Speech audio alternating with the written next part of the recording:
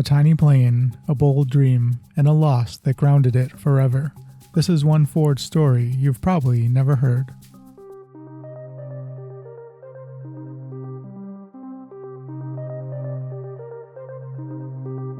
I'm Bill, and this is Buffalo Air Park. Let's dive in. So, Henry Ford, the guy who basically invented the weekend drive with his Model T, wasn't content. Nope, he looked up at the sky and thought, you know what? Everyone needs a plane. He wanted something like the Model T of the air, a personal flivver for every average Joe. The name flivver comes from slang for a cheap, dependable car, perfect for Ford's vision of accessible flight. His big brain move? He told his young aeronautical engineer, Otto Kopin, "Hey Otto, design me a plane, but get this, it needs a fit in my office." Otto probably scratched his head, did a double take, and then got to work on this compact little contraption. It had a wooden wing and fuselage, but a sturdy steel tail and landing gear that used rubber donuts for shock absorption, because who needs fancy suspension when you have donuts? Early models got a 35 horsepower Anzani engine, later swapped for a 2-cylinder Ford design. Construction happened in a building shared with the Ford Museum, kind of like a secret lab.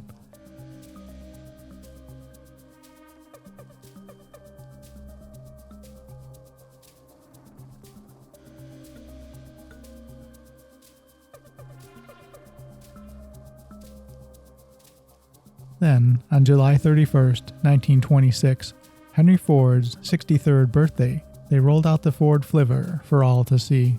The public went wild, thinking their commute was about to get a serious upgrade. Some even called it Ford's flying car.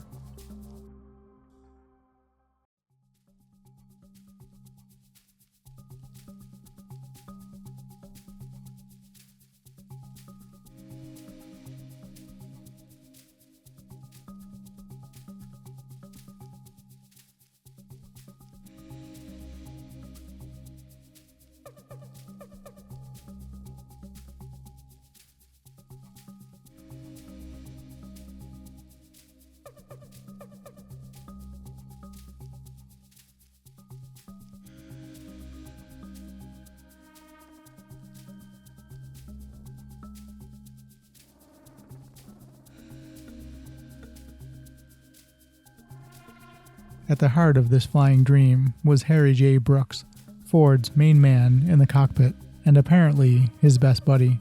This guy basically got hired because his dad played the violin for Henry Ford, who then saw young Harry flying around and said, you're hired."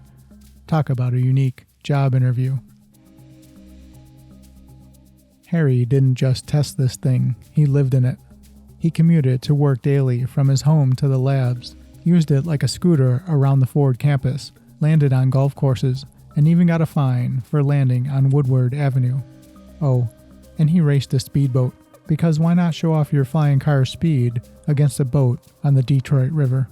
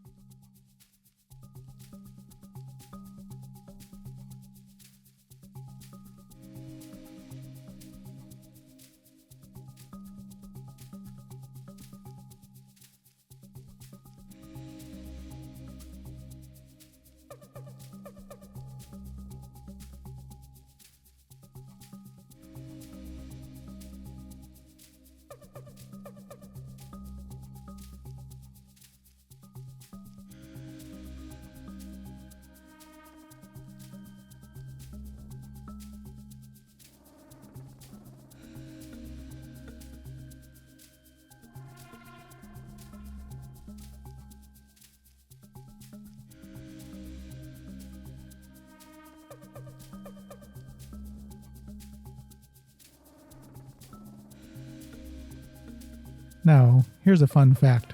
Charles Lindbergh, you know, the Charles Lindbergh, actually flew the Flivver once. His review? Let's just say he apparently called it one of the worst aircraft he ever flew. Ouch, Lindy. Tell us how you really feel. Harry, being the daring pilot he was, decided to go for a light plane distance record. Detroit to Miami.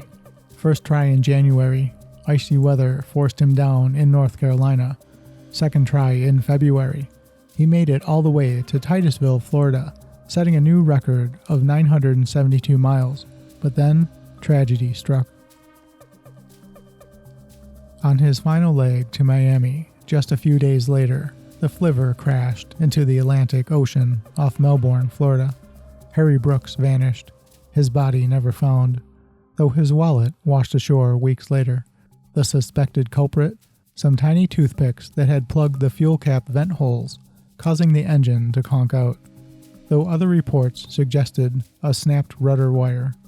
Either way, a tiny detail led to a huge loss. Henry Ford was heartbroken. This wasn't just a plane. It was his friend. After Brooks's death, he famously asked his chief engineer, Harold Hicks, about continuing the two-cylinder engine. Well, what's it good for? And then, what are they good for in regards to the plane itself? He basically pulled the plug on the whole everyman's airplane dream right then and there. While Ford kept building bigger planes, the personal flying car was done.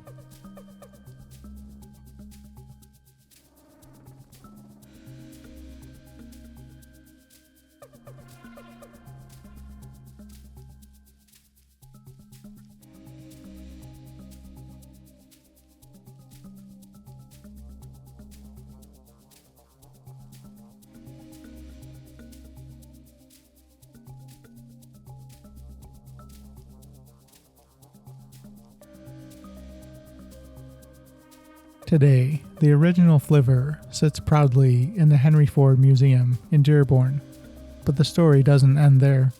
Years later, some dedicated folks from the EAA Chapter 159 decided, let's build another one. Problem? No published plans. Solution? They'd visit the museum, where the original was hanging way up high, and get exceedingly clever with their measurements. They even got Otto Kopin, the original designer, to help out. While their chosen Anzani engine wouldn't cooperate, they built a beautiful static display replica that now lives in the EAA AirVenture Museum in Oshkosh. And guess what? There's another one at the Florida Air Museum too. So the Flivver lives on in spirit. If you enjoyed this video, don't forget to give it a like, subscribe, and hit the notification bell to be notified when I release new videos. Thanks for watching. I'm Bill Riccio, and this is Buffalo Air Park.